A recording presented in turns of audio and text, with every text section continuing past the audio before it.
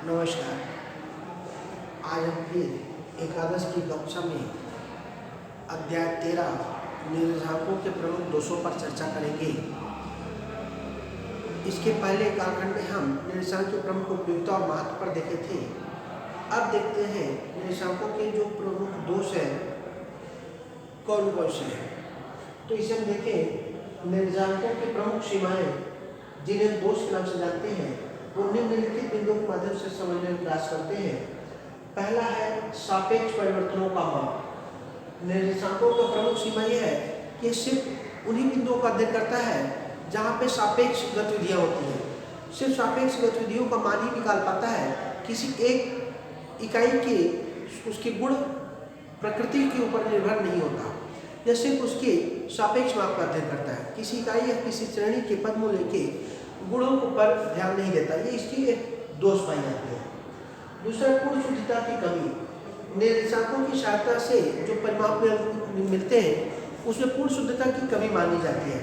ऐसा कमी इसलिए माना जाता है कि जो निर्देशांक के माप होते हैं, इन निर्देशांकों के मापों में कई प्रकार की इकाइयाँ छूट जाती हैं। चुनने में किसी प्रकार का भ्रम हो सकता है। इस प्रकार जब इकाइयों के चुनने में किसी प्रकार का भ्रम हो तो उसकी शुद्धता में भी कमी देखने को मिलता है। तीसरा बिंदु है उद्देश्य एवं वृत्तियों में अंतर। निर्देशांकों की जो प्रमुख सीमा है वह उसके उद्देश्य और उसकी रीतियों में अंतर होता है। निर्देशांकों को किस रीति से ज्ञात करते हैं ये इस बात पर निर्भर करता है, साथ ही उसका उद्देश्य किस रूप में है। अलग अलग उद्देश्यों के लिए अलग अलग रीतियों का प्रयोग करना पड़ता है। ये इसकी एक कमी या दोष के रूप में हम इसके देखते हैं। अतः जब हमें उद्देश्य पता होता है तो उद्देश्य के अनुसार अपने को रीति को चयन करना पड़ता है।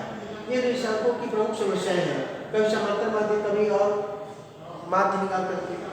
चौथा, सामान्य रूप से ही सत्य होना। सामान्य रूप से सत्य होने का तात्पर्य ऐसा है कि जब हम निर्देशांक ज्ञात करते हैं तो निर्देशांकों के जो मान होते हैं वो औसत प्रवृत्ति के रूप में ही व्यक्त किए जाते हैं, व्यक्तिगत रूप में नहीं होते। व्यक्तिगत रूप में न होकर के औसत रूप में होते हैं तो अतः ये सामान्य रूप से सत्य होते हैं, पूर्णतः सत्य नहीं माना जाता। एक वर्ष में किसी वर्ष का परिमाप तो सही हो सकता है, दूसरे वर्ष के लिए ऐसा नहीं होता। अतः इसका परिमाप महत्व सापेक्ष रूप में विस्तार के रूप में अधिक होता है। पांचवा है आधार वर्ष का चुनाव। निर्देशांकों की माप का महत्व उसके आधार वर्ष के चुनाव के ऊपर निर्भर करता है। अगर हमें किसी प्रकार के आधार वर्ष के चयन में कोई कमी देखने को मिलती है और आधार वर्ष के चयन में चुनाव में अगर कोई कमी या कोई त्रुटि हो जाती है, किसी प्रकार की भूल हो जाती है तो उसकी परिमाप भी अलग अलग देखने को मिलेगी। छठवां है दीर्घकालीन तुलनात्मक तुलना के अयोग्य। निर्देशांकों की सूचना महत्व इसलिए भी प्रभाव पड़ता है कि ये दीर्घकालीन स्थितियों पर निर्भर करता है, तो इसके माप जो होते हैं वो अधिक सत्य से परे होते हैं, सत्य स्पष्ट नहीं होते।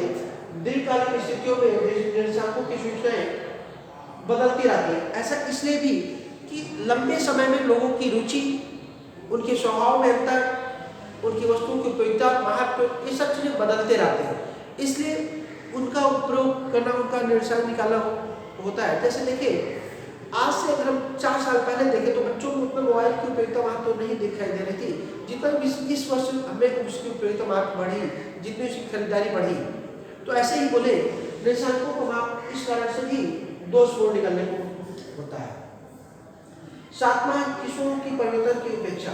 कई बार कई सारे ऐसे तथ्यों के जब हम निर्देशांक निकालते हैं तो उन तथ्यों के किस्मों पर, उनकी क्वालिटी के ऊपर भी निर्देशांकों का माप होता है वो भ्रमात्मक, भ्रमपूर्ण होते हैं, परिवर्तन मतलब त्रुटिपूर्ण हो सकते हैं।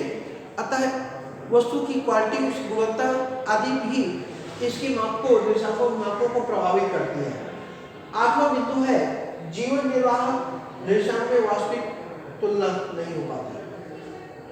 व्यक्ति के जीवन निर्वाह में जो होता है उसके आधार पर जो तुलना करते हैं वो भी तुलना इसमें सार्वभौमिक नहीं पाई जाती, सही माप नहीं माना जाता। ऐसा इसलिए बोला गया कि जीवन निर्वाह के समय में बहुत भिन्न भिन्न क्षेत्रों में, अलग अलग राज्यों में अलग अलग प्रकार की रुचि होती है, स्वभाव होता है, लोगों का रहन सहन होता है, खान पान होता है। उनके कारण जब हम किसी दूसरे राज्य की जीवन निर्वाह की तुलना करते हैं, निकालते हैं आकलन, तो सही स्थिति उसका माप नहीं कर पाता। अंतिम है माध्यमों में सीमाएं।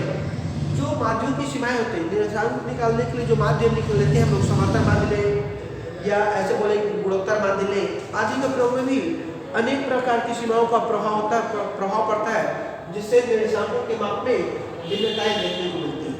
अतः निर्देशांकों की इतनी सारी सीमाएं होने के बाद भी ये कहना कि निर्देशांक की उपयोगिता नहीं है, ऐसा नहीं है। निर्देशांकों में कई प्रकार की सीमाएं हैं, कई प्रकार के दोष हैं, उन दोषों पर ध्यान रखते हुए हमें कार्य करना चाहिए, तब जाकर के हमें निर्देशांकों के महत्व को प्राप्त कर सकते हैं। आज के लिए इतना ही।